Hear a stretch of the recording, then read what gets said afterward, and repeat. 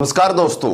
अरविंद केजरीवाल की इस जमानत को रोकना यह साबित करता है कि ईडी किस तरीके से किसके इशारों पर काम कर रही है और किस प्रकार से पक्षपात रूप से काम किया जा रहा है। खास तौर पर आपको हैरानी होगी ये जानकर कि दिल्ली राउज एवेन्यू कोर्ट की तरफ से जब अरविंद केजरीवाल को जमानत दी गई तो उसमें क्या लिखा गया। उसमें लिखा गया कि दिल्ली राउज एवेन्यू कोर्ट ने जमानत आदेश में लिखा, ईडी अरविंद केजरीवाल मामले में पक्षपाती रवैये से काम कर रही है। जी हां, यानी कि उस धाकड़ जज ने ईडी की पूरी क्लास लगा दी और सीधे तौर पर यह भी बताया कि ईडी जो एक स्वतंत्र एजेंसी है जिसको स्वतंत्र रूप से बिना किसी पक्षपात के काम करना चाहिए, वो अरविंद केजरीवाल के मामले में पक्षपाती रूप से काम कर रही है। यानी कि बस अरविंद केजरीवाल को अंदर रखने की वो सोच विचार कर एडी चोटी का जोर लगा रही है। अब ये किसके कहने पर किया जा रहा है या किसका दबाव है ये हम क्लियरिफाई नहीं कर सकते। हां, राउज एवेन्यू कोर्ट की तरफ से जिस जज ने यह फैसला सुना उस जज बिंदु ने यह जरूर कहा है कि जब जमानत दी गई थी अरविंद केजरीवाल को कि ईडी पक्षपाती रूप से काम कर रही है। और इसके बाद होता क्या है, इसके बाद यह होता है कि फैसला निष्पक्षता से आता है, लेकिन ईडी को वो फैसला राज नहीं आता और वो सीधे भागकर हाई कोर्ट पहुंचते हैं। और हाई कोर्ट में जाकर वो क्या कहते हैं, आपको हैरानी होगी। हाई कोर्ट में जाकर ईडी कहती कि हमारी दलीलें राउज एवेन्यू कोर्ट में सुनी ही नहीं गई। जी हां, कि हम जो दलील रखना चाहते थे उन पर तो कोई गौर ही नहीं किया गया। वहां पर अरविंद केजरीवाल क्या साफ तौर पर सुनवाई की गई है और हमारी दलीलें ऐसे की ऐसे साइड कर दी गई, जबकि सीधे तौर पर 1.5 दिन तक ये पूरी की पूरी ईडी की दलीलें सुनी गई थी। साथियों, इससे साफ जाहिर होता है कि ईडी अरविंद केजरीवाल की जमानत को रोकने के लिए किस किस प्रकार के हथकंडे अपना रही थी और वो हथकंडे अपनाए भी गए हैं। हालांकि उसमें अभी तक पूरी सफलता उन्होंने हासिल नहीं की। अभी तक हाई कोर्ट ने इस पर रोक लगाई जब तक सुनवाई नहीं हो जाती है। लेकिन आपका ध्यान इस ओर ले जाना चाहूंगा कि असल में क्या हुआ था हाई कोर्ट के अंदर। ईडी की किस प्रकार से फटकारी गई थी जज के द्वारा। आम आदमी पार्टी ने यह बताया, स्क्रीन पर आप देख सकते हैं साथियों। बताया गया कि जब जज ने ईडी से पूछा कि आप कह रहे हैं कि 40 करोड़ गोवा चुनाव में खर्च हो गया तो 60 करोड़ कहां खर्च हुआ। ईडी ने इसके ऊपर कहा कि इन्वेस्टिगेशन चल रही है। तब जज साहिबा ने कहा कि कब तक जांच चलेगी और ईडी कहती है कि पता नहीं। तब जज साहिबा ने कहा कि अगर जांच हमेशा चलती रहेगी तो क्या अरविंद केजरीवाल जी हमेशा जेल में रहेंगे।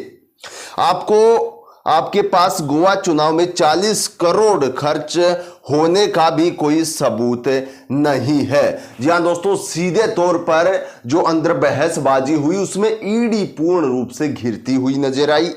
ईडी अपने सवालों में फंसती हुई नजर आई, क्योंकि पहली बार ऐसा देखा गया कि जबरदस्त तरीके से सुनवाई की गई है। ईडी से सवाल पूछे गए हैं और जो सवाल काफी दिन पहले पूछने चाहिए थे वो अब जाकर ईडी से पूछे गए हैं कि आपको एक भी पैसे की अभी तक रिकवरी नहीं हो ली। आप किस चीज को लेकर हवा बना रहे हो, किस चीज को लेकर पूरी की पूरी आम आदमी पार्टी को आप अंदर कर चुके हो। 100 करोड़ का घोटाला, आप एक पैसा अभी तक रिकवर नहीं कर पाए हो। सिर्फ सरकारी बयानों के आधार पर गिरफ्तारियां चल रही है और वो सरकारी बयान भी कौन दे रहा है, वही दोषी जो इस मामले में गिरफ्तार हो चुके हैं और सरकारी गवाह बन गए हैं वो। तो इन सब चीजों से आप ये समझ सकते हैं कि कितनी निष्पक्षता इस केस में है। और इसी के साथ आप स्क्रीन पर देखिए साथियों, इसी के साथ एएसजी राजू ने क्या कहा जब वो दिल्ली हाई कोर्ट पहुंचे, उस समय पर सुनवाई हुई तो उनके द्वारा क्या कहा गया है ये भी एक बार आप स्क्रीन पर देख सकते हैं सभी साथी। तो एसवी राजू ने बताया, आज अरविंद केजरीवाल की जमानत पर रोक लगा दी गई है और अंतिम आदेश 3-4 दिन में आएगा।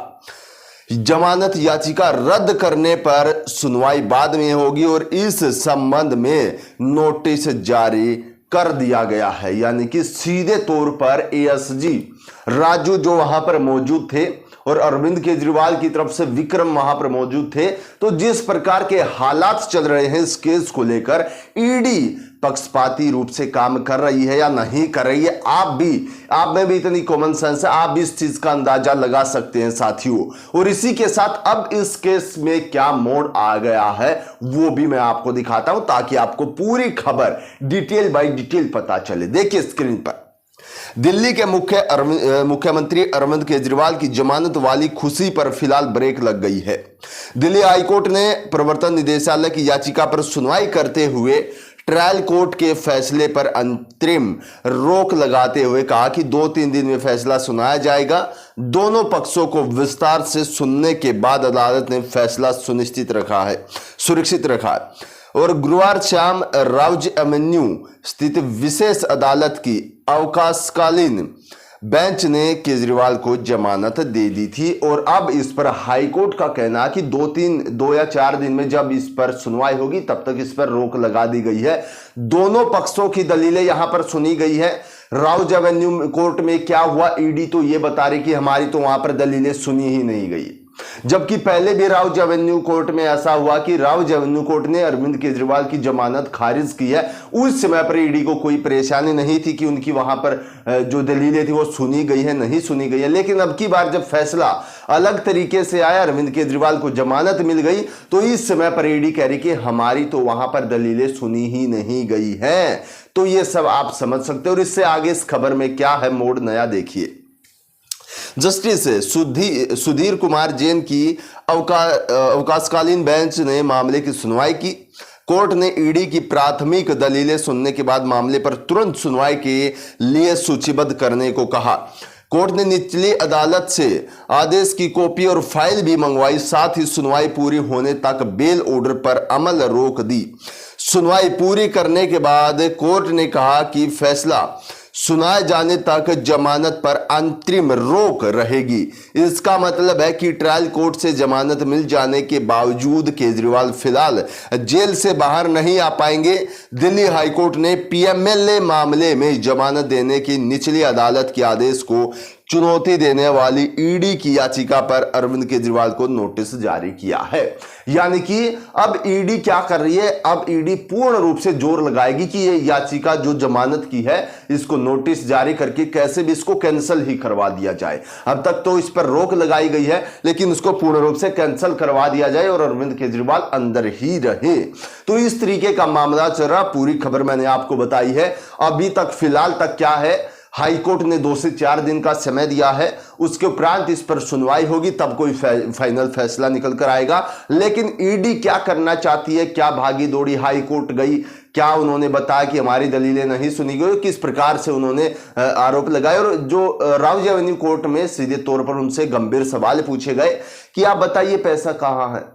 तो इस तरीके का मामला चल रहा था। फाइनल हाईकोर्ट में मामला है, सुरक्षित रखा गया है। अब इस पर क्या डिसीजन आता वो देखने वाली चीज है। आप किसके बारे में राय क्या है वो आप हमें कमेंट बॉक्स में बता सकते हैं और हम आपके साथ जुड़ते रहेंगे इसी प्रकार से बड़ी खबरें लेकर। आज के वीडियो में सभी को नमस्कार।